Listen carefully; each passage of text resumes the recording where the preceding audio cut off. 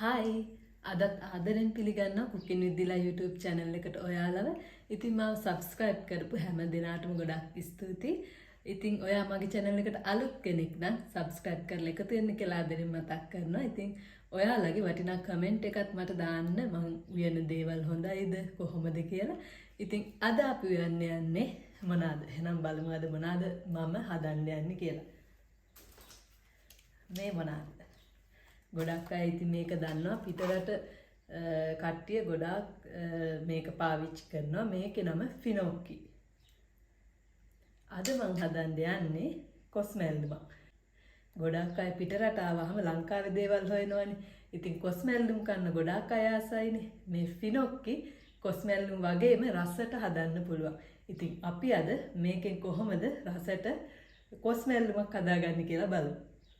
ඉතින් මේ ෆිනොක්කි එක ගැන පොඩි විස්තරයක් කරත් අපි පාවිච්චි කරන්නේ මහදුරු ගහේ අලය තමයි මේ ෆිනොක්කි විදිහට අපි භාවිතා කරන්නේ. ඉතින් පිට රට අය ගොඩාක් මේක ආහාරයට ගන්නවා. ගොඩාක් ලෙඩ රෝග වලට වගේම කිරිදෙන මව්වරුන්ටත් මේක ගොඩාක් හොඳයි.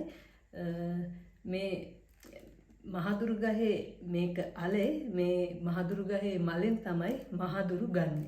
ඉතින් ලංකාවේ මේක භාවිතා වෙනවා අඩුයි මං හිතන විදිහට. දැන් නම් කොහොමද දන්නේ. ඉතින් පිට රට අය මේක අමුවෙන් ඒ වගේම මේකේ විවිධ කෑම වර්ග හදනවා.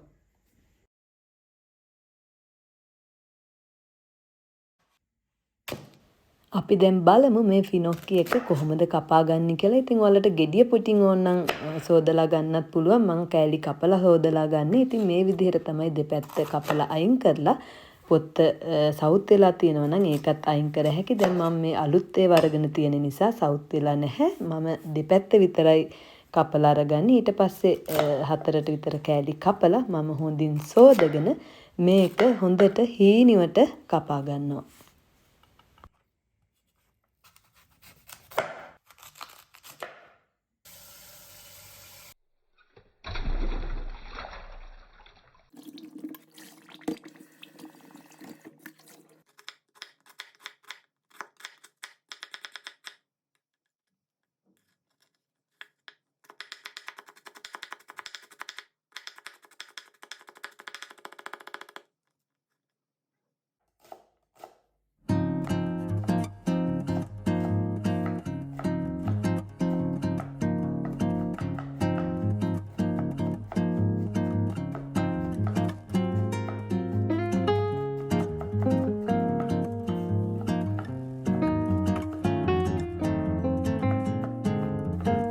අපි දැන් බලමු මේ කොස්මැල්ලුම නැත්නම් ෆිනොක්කි මැල්ලුම හදාගන්න මොනවාද අපිට අවශ්‍ය වෙන දේවල් කියලා.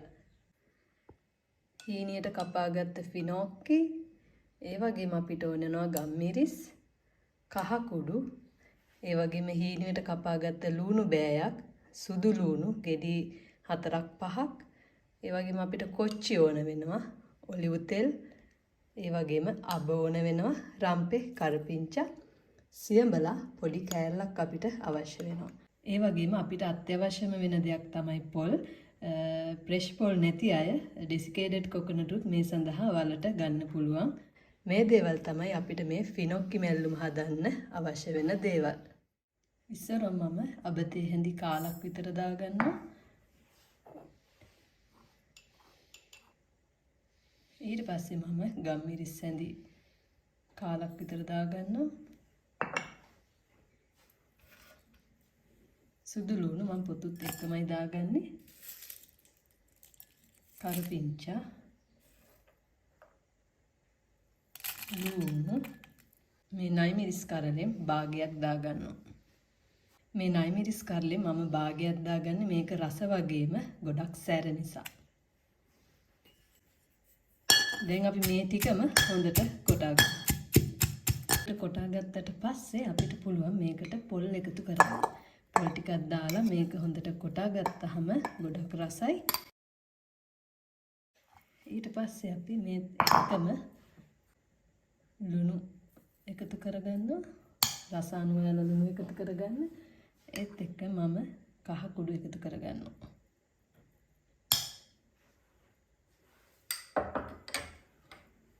ඊට පස්සේ මේ ටික හොඳින් කොටා ගන්න ඕන.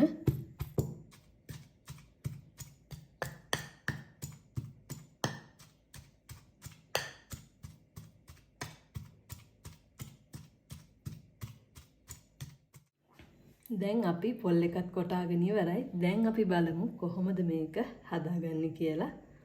මුලින්ම මම භාජනයක් ලිපේ තියාගෙන ඔලිව් ඔයිල් තේ හැඳි 2ක් විතර මේකට එකතු කරගන්නවා. ඊට පස්සේ අබ තේ හැඳි කාලයි, ඒ වගේම සුදු ලුණු ගෙඩියයි, හීනුවට කපාගත්ත ලුණු චුට්ටකුයි මේකට එකතු කරලා ඊට පස්සේ හීනුවට කපාගත්ත ෆිනොක්කි ටික මේකට එකතු කරනවා. ඒත් එක්කම මම පොල් කොටාගත්ත වතුර චුට්ටත් එකතු කරගත්තා. ලුණු තේ හැඳි කාලක් විතර එකතු කරලා මේක හොඳින් කලවම් කරලා මේකට වතුර ගොඩක් අපි දාගන්නේ නැහැ. චුට්ටක් දාගන්නේ. මොකද මේක තැම්බෙද්දි මේකෙනුත් වතුර උනන නිසා බොහොම පොඩ්ඩයි දාගන්නේ. මේ ප්‍රමාණය වගේ ඔයාලත් දාගන්න. ඊට පස්සේ මේක වහලා විනාඩි 2-3ක් උයා ගන්න ඕන. ඉතින් ඊට පස්සේ මම මේක සැරෙන් සැරේ ඇරලා හැඳි ගහනවා. මොකද අඩි අල්ලයි කියලා. මොකද මම දැන් මේ වතුර පොඩ්ඩක්නේ. ඒ නිසා ඊට පස්සේ මම සියඹලා පොඩි කෑල්ලකුත් දාලා ආයෙත් වහලා උයා ගන්නවා. ඊට පස්සේ මම ශ්‍රාම්පේ කරපිංචා මේකට එකතු කරගන්නවා. දැන් ඉතින් අපේ ෆිනොක්කි ටික තැම්බිලා ඉවරයි. ඉතින් හොඳට පොඩි කරගෙන මේක මම දැන් මේකට කොටාගත්ත පොල් ටික එකතු කරගන්නවා.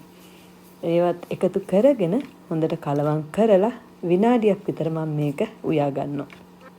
දැන් ඉතින් අපේ ෆිනොක්කි මැල්ලුම හදාගෙන ඉවරයි. මේ වෙලාවෙ ඉතින් මාර සුවඳක් එන්නේ. ඉතින් දැන් තියෙන්නේ රස බලන්න.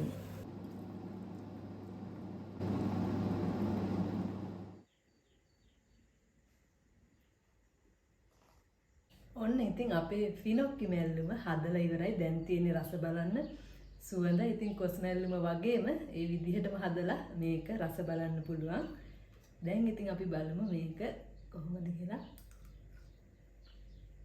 හරිම රසයි. ඔයාලත් පිටරට ඉන්න කෙනෙක් නම් ඔයාලට සුපර් මාකට් වල මේ ෆිනොක්කි ලේසියෙන්ම ගන්න තියෙනවා. ඉතින් හදලා බලන්න. හරිම රසයි. ඉතින් තවත් රසවත් වීඩියෝ එකකින් අපි ආයෙ හම්බෙමු. බයි.